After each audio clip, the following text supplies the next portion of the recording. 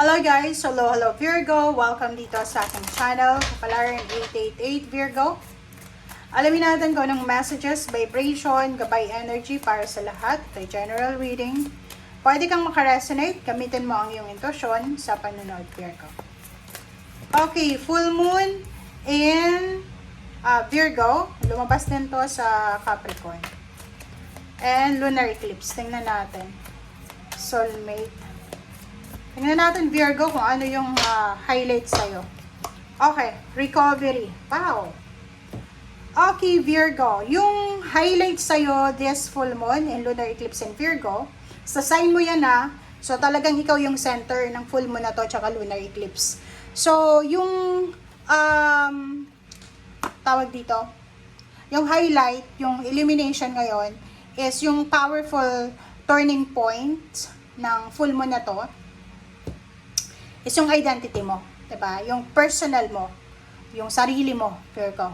Okay? Personal, identity, growth, self-image, yung pagkatao mo. Okay? So, dito sinasabi ng baraha na you are shedding old skin, old version of yourself, and you're stepping into more authentic, more humble, more you, okay? More empowered being. Diba? So, recovery. Comment down below. Kasi dito sa barahang ito, sinasabi ng baraha Virgo na makaka-recover ka from setbacks, from failures, mistakes, from anything na stagnant, anything na restricted. Okay? You're stepping into power. Diba? Stepping into parang level up to level up, recovery, level up. You have the key. 'Di ba? So, hindi ka dapat nag-aalala kasi you have the key, 'di ba? Nasa iyo, hawak mo 'yan. Okay?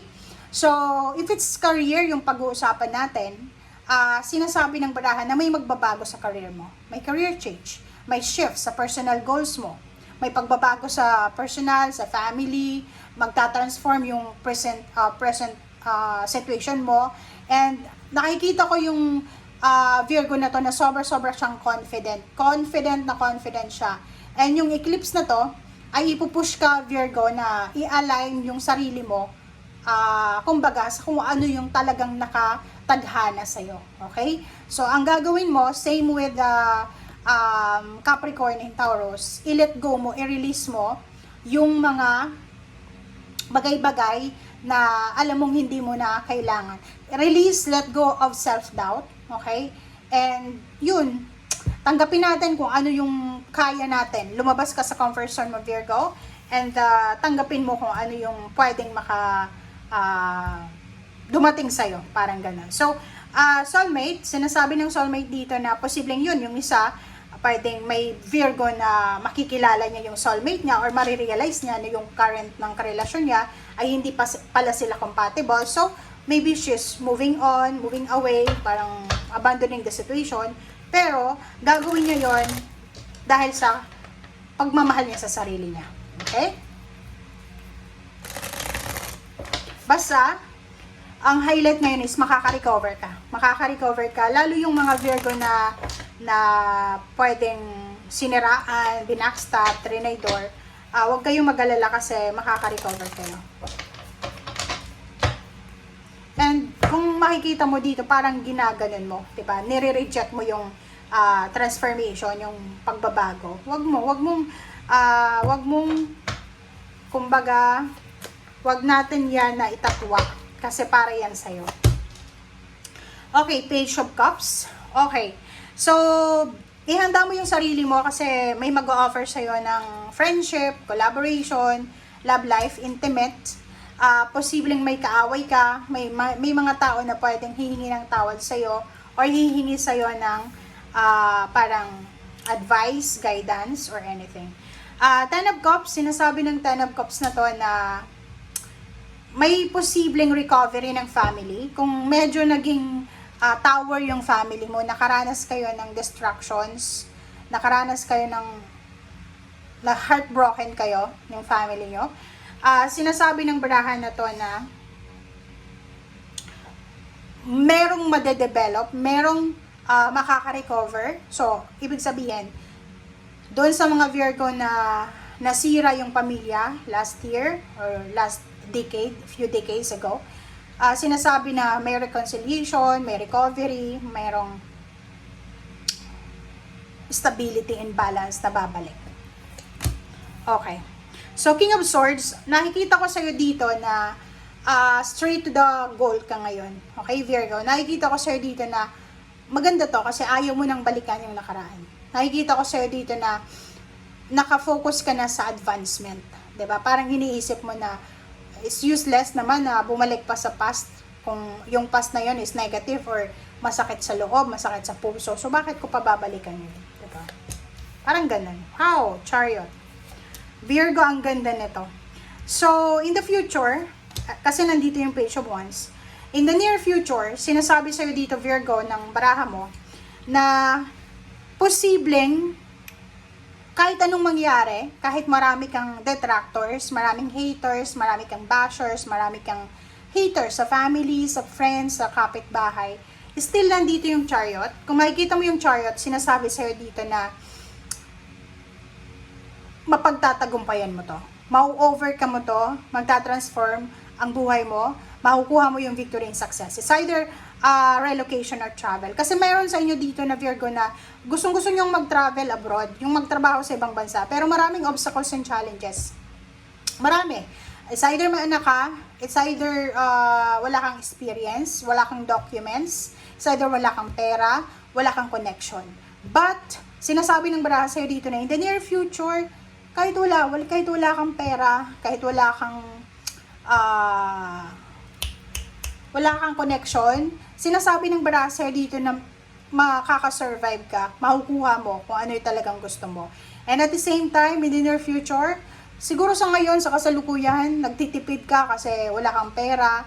But in the near future, huwag kang mag-alala kasi sobra kang magkakaroon ng limpak-limpak na salapi. Na doon sa panahon na yon, marami kang maiipon na pera. Okay.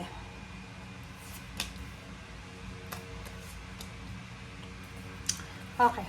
Sa ilalim niya is Four of Cups. Nakikita ko may Virgo ditong naghihintay sa kanyang karelasyon. Okay? So, pag-comment sa comment section, if you're Virgo na naghihintay ka sa asawa mo, sa karelasyon mo, or sa development ng kung sino man to na nagbigay sa'yo ng pangako. Okay? Comment down below if you resonated, guys. Okay. So, dito naman, sa King of Swords, tapos Ten of Wands, nakikita ko sa'yo dito na ang dami-dami mong obligasyon sa buhay. Parang sinasabi dyan sa'yo ng baraha, Virgo, na kahit may asawa ka na siguro, kargo mo pa yung magulang mo. Nakikita ko dito yung isang Virgo, pwedeng may asawa siya, may anak. And yung parents niya, hindi pa naman siguro matanda, senior citizen. But, nakikita ko, umaasa pa rin sa'yo. Okay? Hindi ko masabing breadwinner ka, kasi pwedeng marami kayong magkakapatid na nagtatrabaho. But, nakikita ko sa'yo dito na sobrang workaholic ka, sobrang pasan mo yung buong pamilya mo. Pasan mo yung asawa mo, pamilya ng asawa mo, pamilya mo, parang ganon. If you're single, pamilya mo, nakikita ko, umaasa sa'yo. Knight of Pentacles, sinasabi ng baraha sa'yo dito, huwag kang mag-alala, okay?